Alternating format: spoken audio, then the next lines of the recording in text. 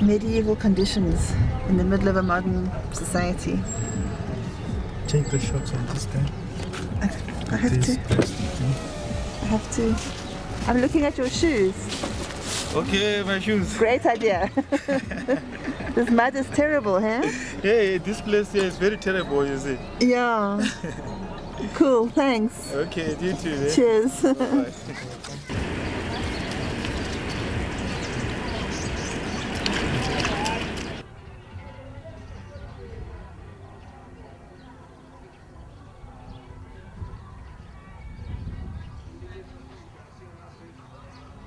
Awundinabisele njengomama onabantwana okhulisa abantwana uba inhlalo yalapha uyibona injani? Inhlalo yalapha ndiyibona ingekho nhle bhuti kuba ungabikho nhle kwayo makunethile asikwazi basingahamba angeke iambulance izothatha umuntu apha.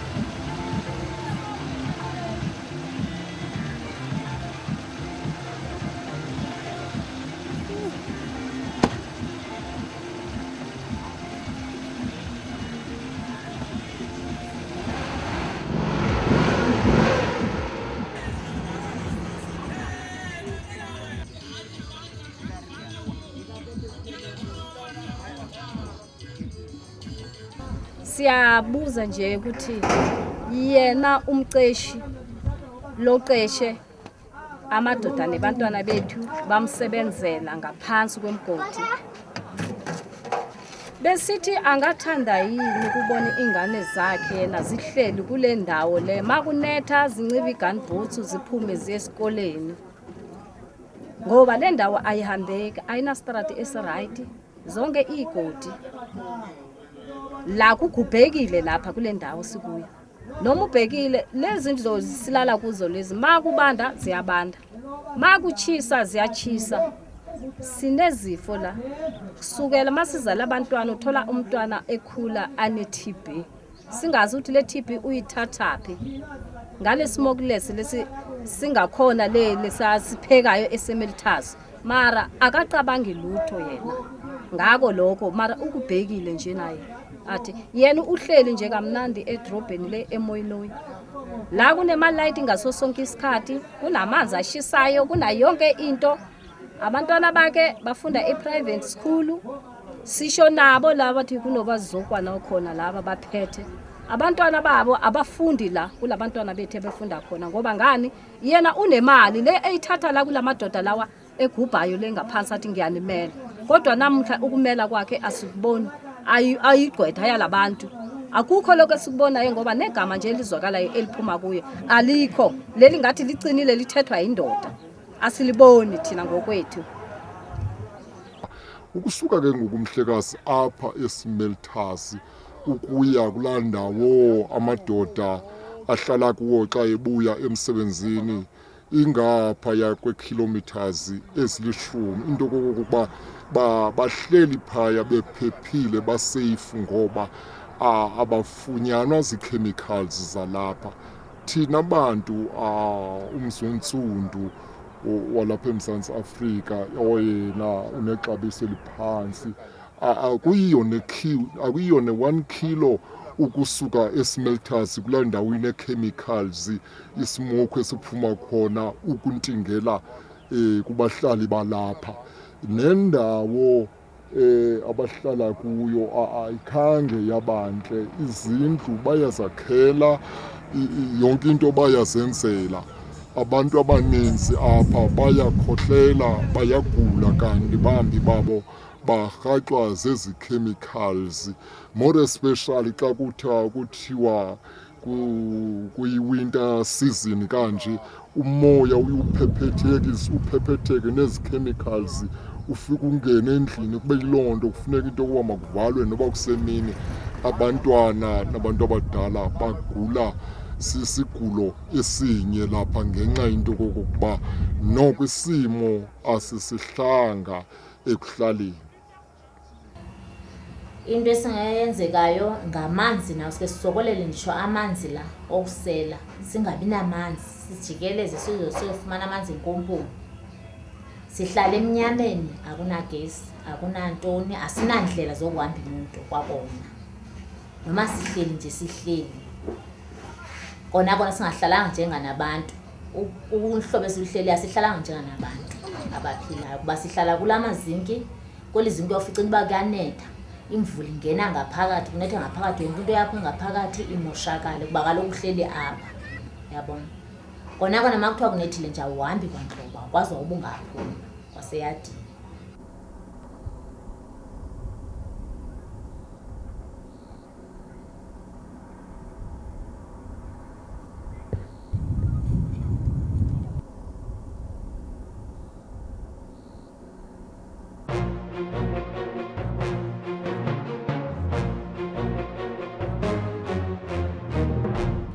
Welcome to the Social Justice Lens, a media service for people's voices and human rights.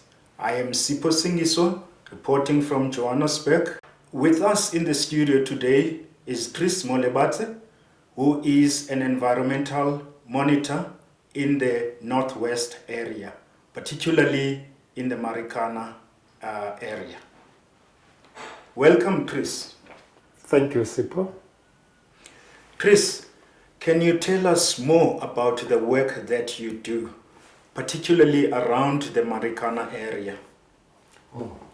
We are monitoring the impact of mining on the community and the environment. That is basically what we are doing. Looking at how the mines are impacting on the communities, on the land, on the water, and so on. What are the outcomes of your monitoring? What are the findings, The findings are as many.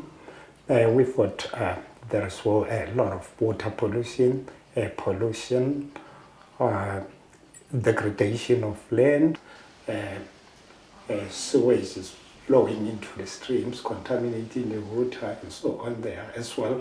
A social impact like a lot of women getting into sexual transactions and so on.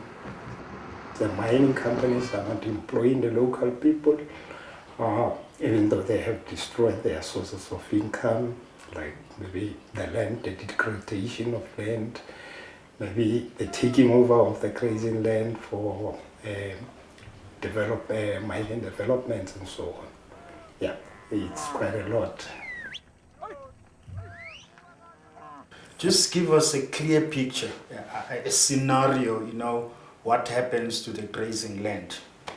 Well, in most cases, the mines will always take over the land, and they will either dump the rocks there, or maybe build a tailing dam. And at the end of the day, then really people are no longer using it. There is no space for the people to use the land for grazing. Now, when you say, the alternative employment opportunities for people, I presume that you are saying alternative to working in the mine. What would, for example, people do if in that area, if they are not working in the mine, in as far as land usage? Well, it's quite difficult because the land becomes unproductive. Once the water is polluted, that means the water can no longer be used for farming. And obviously, in the case of Marikana was a very agriculturally rich area But as a result of mining, the degradation of the land, its potential for production has been destroyed. And as such, there is very little alternative employment. Just take us through a scenario of airborne pollutants related to the mining industry. Yeah, with the air is highly polluted and it's impacting heavily on the communities, particularly the children. You know, there is a smelter there, of course, and people, mostly even adults, are suffering from respiratory problems. And you know, there are trucks moving through the villages, the buses, untarred roads, and so on, and all that is contributing to the pollution of the air. And as such, we see people suffering from respiratory problems. In most cases, then, you know, at some stage we tried and addressed this problem, but we were never given a good response. I know you mentioned that consequently, because of the smelter, the pollution, and the mining operations around those communities, there are respiratory problems and so on. Can you give us more details? You know, what are including other related health problems? There's a lot of respiratory problems, as I say, because of air pollution. Yeah, and then we are experiencing much more a high rate of HIV infections, tuberculosis as well. Yeah, so these are most of the common diseases that you find around the mining industry. So we're talking TB, yeah, asthma.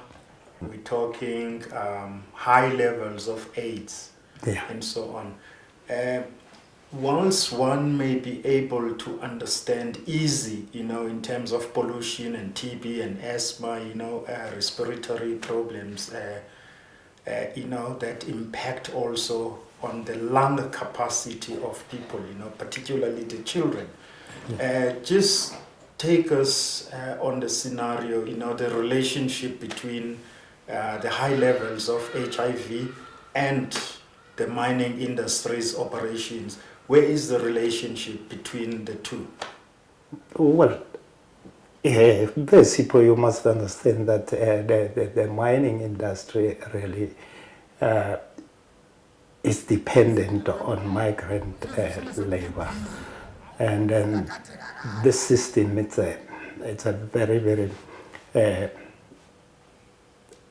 unacceptable system in that they are taking husbands from their homes to come and work in the mines.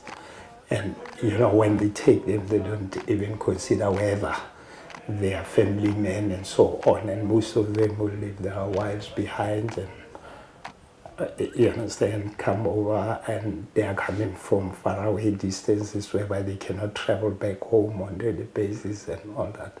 And now it pushes them into, you know, the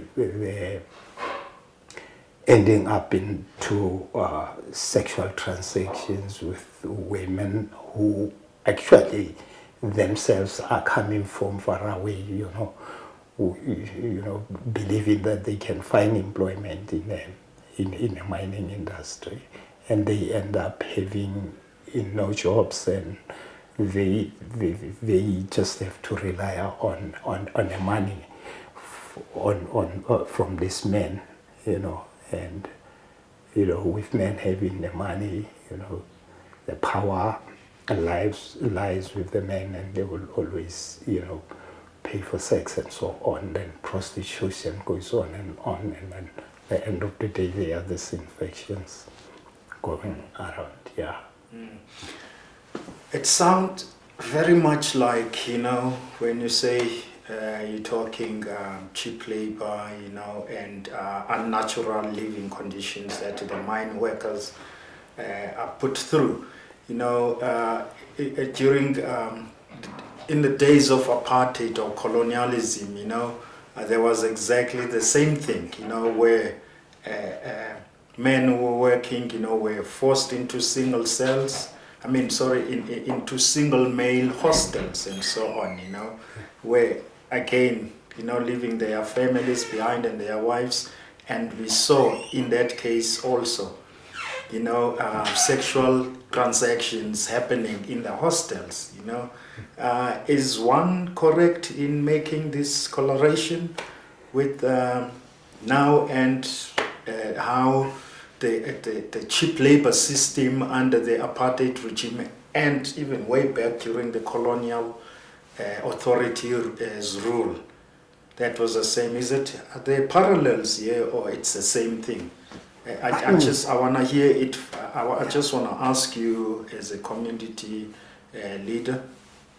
Sipho, I would like to believe that there hasn't been any change really. Yeah, even under the new dispensation, really, the situation in the mining industry has not changed, really. And I'm surprised because, we've got a government, and most of these government leaders, the politicians that are in power today, are the very same people who were calling for the eradication of the hostel system. But surprisingly, from 1994 up to this far, really, there hasn't been that call, particularly from the government. I wonder, maybe the reason for that is that these politicians are in the pockets of the very same companies now. They are sitting in the boards of these companies and they no longer care about the mines. That's, I think, really simple. That's you are right if you compare the system, to the pre-democratic times. Yeah. Usually in these areas there are children, and so who are living there. Some of the mine workers, they bring their wives and children to live near them, near where they are to live near their workplaces and so on, which any family man, is a normal thing to to want your family to be close to you, What is the impact on the children? Their schooling and intellectual growth and physical growth, of this impact that you've taken us through. Yeah, Sipho, I would like to say we cannot have anything that is normal from an abnormal situation. You can see the squalid conditions under which workers are living in the squatter camp, where there are no service deliveries and so on. Find that people are using pit latrines, there are no streets and so on, and in particular, once there are no streets, then that means there are no schools. And now the problem is that like if you look at Ngani, sometimes that's not walkable when it is rain. So people are not even able to go to the shops and so on. Now think about children then. They are not as well able to go to school, and they have to walk distances to school because the place is very muddy and you can't even walk in that place. So it has a very serious impact on the children. So if you look at the children around Nkani and Vonakop, mostly are not attending crèche and so on. There isn't any around. And even if there was any, we still would have a problem of, taking children to school because it is muddy when it is rained. Yeah. Now, Chris, the mining operations around those communities is detrimental, to the environment, to how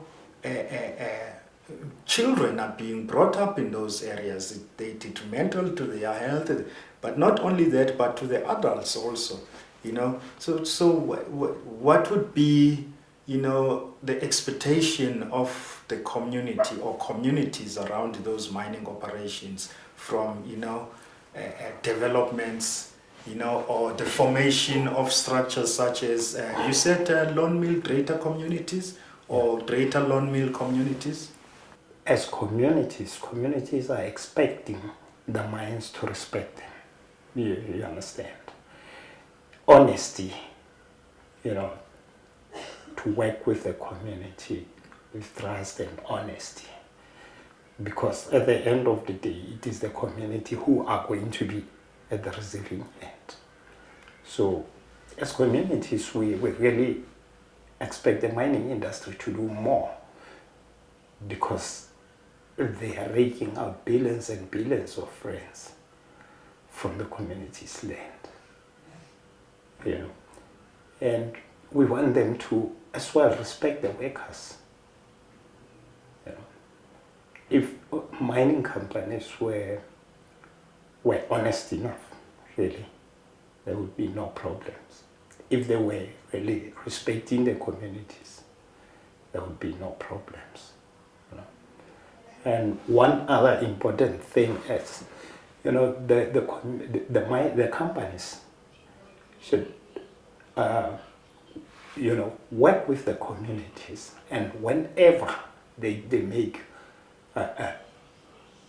payments or maybe donations, the donations should directly go to the communities. You understand? Rather than like a system whereby you'll be told that, we have paid so much to the local government or to the national government.